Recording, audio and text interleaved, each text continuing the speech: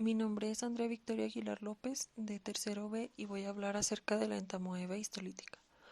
Primero voy a abordar la morfología y fisiología. Este microorganismo se va a presentar tanto en la forma de trofozoitos como de quistes. Los primeros son microaerofílicos y se encuentran en la luz o en la pared del colon. Se alimentan de bacterias y células de los tejidos y se multiplican con rapidez en el medio anaerobio del intestino.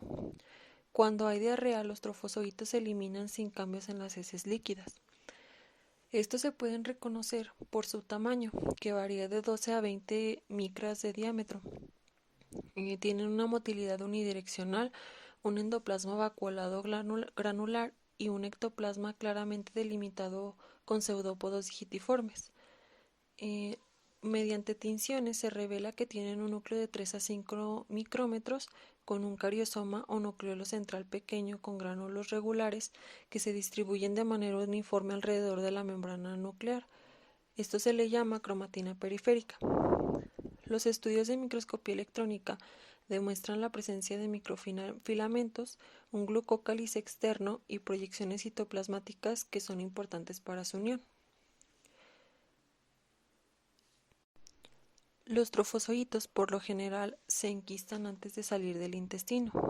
Al inicio, un quiste contiene solo un núcleo, una vacuola de glucógeno y una o más agrupaciones ribosómicas de forma cilíndrica, a las que se les denomina cuerpos cromatoides. Cuando maduran, el quiste adquiere 4 núcleos y se absorben las inclusiones citoplasmáticas. A diferencia del trofozoito, el quiste puede sobrevivir a temperaturas ambientales de hasta 55 grados, también a concentraciones de cloro que suelen encontrarse en los suministros de agua municipal y también a las concentraciones normales de ácidos gástricos. Ciclo vital. Ocurre la transmisión de persona a persona cuando el parásito es eliminado en heces de un hospedador que son ingeridas por otro. Los trofozoitos mueren con rapidez en el ambiente externo y por tanto el paso se va a lograr solo a través de la forma de quiste. El hospedador humano puede eliminar hasta 45 millones de quistes al día y aunque la dosis infecciosa en promedio excede los 1000 microorganismos, la ingestión de un solo quiste puede producir la infección. Después de su paso a través del estómago, el quiste alcanza la porción distal del intestino delgado y se desintegra la pared y se libera el parásito con 4 núcleos, los cuales se van a dividir para dar origen a 8 trofozoitos pequeños que son transportados hasta el colon. La colonización es más intensa en el ciego y en el recto sigmoides. Epidemiología. Las tasas de infección por entamoeba histolítica son más elevadas en climas cálidos, en particular en áreas donde existe un bajo nivel sanitario. Se cree que este organismo produce más muertes en todo el mundo que cualquier otro parásito, a excepción de los que causan paludismo y esquistomiasis. Por ejemplo, hay reportes de absceso hepático amibiano, surgidos principalmente en México, en la región occidental de Sudamérica, en el sur de Asia, Oriente y sur de África. En Estados Unidos se observa que la entamoeba histolítica prevalece en individuos que se encuentran en instituciones de salud mental, en reservaciones indias, campos de trabajadores migrantes, individuos con síndrome de inmunodeficiencia adquirida y personas que viajan a regiones endémicas. La amibiasis sintomática suele ser esporádica y es consecuencia de la diseminación directa de persona a persona por vía fecal oral bajo condiciones de mala higiene personal. Es por eso que en varones homosexuales se observa la transmisión venérea, tal vez como consecuencia del contacto oral anal. También ocurre diseminación a través de alimentos y agua, en ocasiones con brotes epidémicos. Patogénesis. Se han identificado varios factores de virulencia en entamoeba histolítica. En medios de experimentación, la capacidad de invasión se correlaciona con la capacidad endocítica, la producción de proteínasas extracelulares capaces de activar al complemento y desdoblar la colágena, presencia de lectina específica para galactosa, que en apariencia es capaz de medir la unión del microorganismo a la mucosa colónica, y la capacidad de destruir células del hospedador al contacto. Esto último se va a iniciar mediante la adherencia de trofozoitos mediada por lectina específica para galactasa a la célula del hospedador.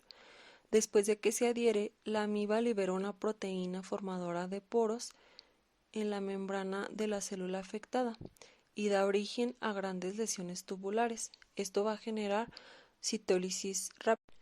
En la mayoría de los casos, el daño hístico es mínimo y el hospedador permanece asintomático, lo que sugiere que factores del hospedador puedan modular la capacidad de invasión con cepas virulentas.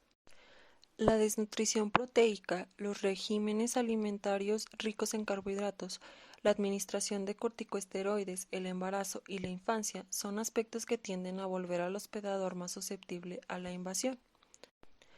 Se dice que las cepas patógenas en los trópicos son más invasoras que las que se aíslan en regiones de clima templado, tal vez por las malas medidas sanitarias que ocasionan el paso más frecuente del parásito a través de las heces humanas. Anatomía patológica. Las amibas se ponen en contacto y destruyen las células epiteliales del colon, dando origen a ulceraciones pequeñas de la mucosa. Hay poca respuesta inflamatoria, con excepción de edema e hiperemia, y la mucosa entre las úlceras del aspecto normal. Los trofozoitos están presentes en grandes cantidades en el sitio de unión entre tejido necrótico y viable. Una vez que la lesión penetra en el epitelio superficial, se encuentra resistencia a la musculatura colónica y se disemina en dirección lateral hacia la submucosa, produciendo trastornos en cuello de botella, con un cuello mucoso estrecho y lesiones submucosas grandes. Por último, se va a comprometer la irrigación de la mucosa suprayacente, lo que genera el desprendimiento de la mucosa y la aparición de úlceras necróticas grandes. La ulceración amplia ocasiona infección bacteriana secundaria. En casi 1% de los pacientes se organiza tejido de granulación en una tumoración grande conocida como amiboma. En orden de frecuencia, los principales sitios de infección serían el ciego, el colon ascendente, recto, sigmoides, apéndice cecal e ilio terminal. Las amibas también pueden penetrar hacia la circulación portal y pueden transportarse hasta el hígado, o con menos frecuencia al tejido pulmonar, encefálico o esplénico. En estos órganos ocasiona necrosis con licuefacción, lo que conduce a la formación de abscesos. Inmunidad. La entamoeba histolítica desencadena una respuesta inmunitaria humoral y celular en humanos, pero no está claro en qué grado las respuestas son capaces de modular la infección inicial e evitar la reinfección. En regiones endémicas, la prevalencia de colonización gastrointestinal se incrementa con la edad, lo que sugiere que el hospedador es incapaz de eliminar la entamoeba histolítica del intestino. Sin embargo, la frecuencia relativa con la cual la población que vive en estas regiones sufre de episodios repetitivos de colitis amibiana grave o absceso hepático indica que aquellos que experimentan dichas infecciones tienen protección contra la enfermedad recurrente. Pero no existe ninguna correlación entre la presencia o concentración de anticuerpos y la inmunidad protectora, tal vez porque los trofozoitos patógenos tienen la capacidad de agregar y desprender anticuerpos unidos y son resistentes a la acción destructora del complemento. Las cepas patógenas de entamoeba histolítica producen una sustancia similar a la lectina, que es mitógena para linfocitos. Se ha sugerido que esta sustancia puede estimular la replicación viral en linfocitos infectados por el virus de inmunodeficiencia humana. Manifestaciones. Los portadores de entamoeba histolítica se encuentran por lo común asintomáticos. En la mayor parte de los casos, en particular en zonas templadas, el microorganismo no es virulento y vive en el intestino como comensal normal. En esta población, la infección puede progresar en algún momento y producir una enfermedad evidente. Las manifestaciones más comunes en individuos sintomáticos incluyen diarrea, flatulencia y dolor abdominal de tipo cólico. La diarrea se caracteriza por ser intermitente y se alterna con episodios de evacuaciones normales o estreñimiento en periodos de meses o años. Por lo común, las heces consisten en 1 a 4 evacuaciones acuosas o disminuidas de consistencia fétida con moco y sangre. Los datos de la exploración física se limitan al dolor abdominal localizado en la región hepática, el colon ascendente y ciego. La sigmoidoscopía revela ulceraciones típicas con mucosa sana interpuesta. La disentería amibiana fulminante es menos común y puede ocurrir en forma espontánea en individuos debilitados o mujeres embarazadas. El inicio es súbito, con fiebre elevada, dolor abdominal cólico intenso y diarrea profusa. Por lo general, hay un absceso aislado que suele localizarse en el cuadrante superior externo del lóbulo derecho del hígado. Esta ubicación da origen al desarrollo de dolor a la palpación sobre la cavidad del absceso y elevación del diafragma derecho. La función hepática suele conservarse. La gamografía o ecografía confirma la presencia de la lesión. La aspiración con aguja reporta líquido inodoro de color pardo rojizo, sin bacterias y con abundantes leucocitos polimorfonucleares. Diagnóstico. El diagnóstico microscópico de amibiasis intestinal depende de la identificación del microorganismo en heces o en muestras de aspirado por sigmoidoscopía. Los trofozoitos aparecen en forma predominante en evacuaciones líquidas o aspiradas y, por tanto, parte de tales muestras deben fijarse de inmediato para asegurar la preservación de los microorganismos frágiles para las preparaciones con tinción. Los trofozoitos de entamoeba histolítica pueden diferenciarse de los de entamoeba dispar solo por la presencia de eritrocitos fagocitados en los primeros. Los quistes tienen un aspecto idéntico. El diagnóstico de amibiasis extraintestinal es más difícil porque el parásito no suele recuperarse de las heces o tejidos.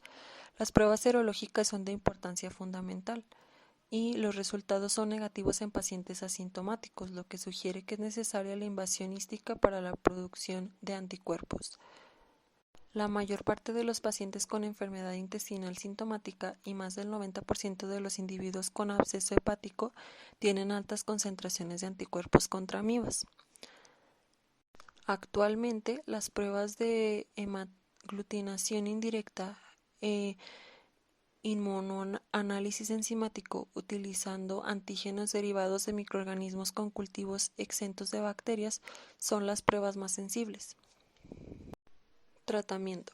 El tratamiento se dirige al alivio de los síntomas, sustitución de sangre y líquidos y erradicación del microorganismo. Aún se desconoce si es necesario que se elimine el parásito en portadores asintomáticos.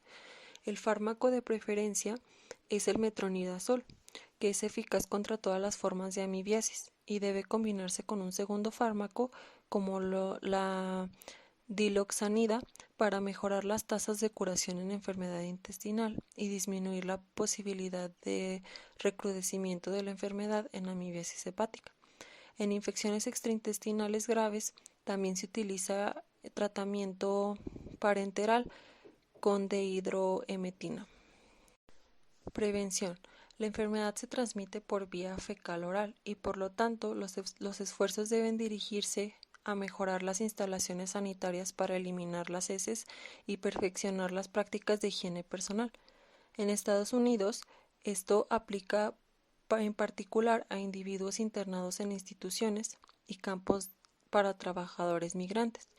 Los varones homosexuales deben estar conscientes de que ciertas prácticas sexuales comunes en este grupo de personas incrementan el riesgo de amibiasis y de otras infecciones.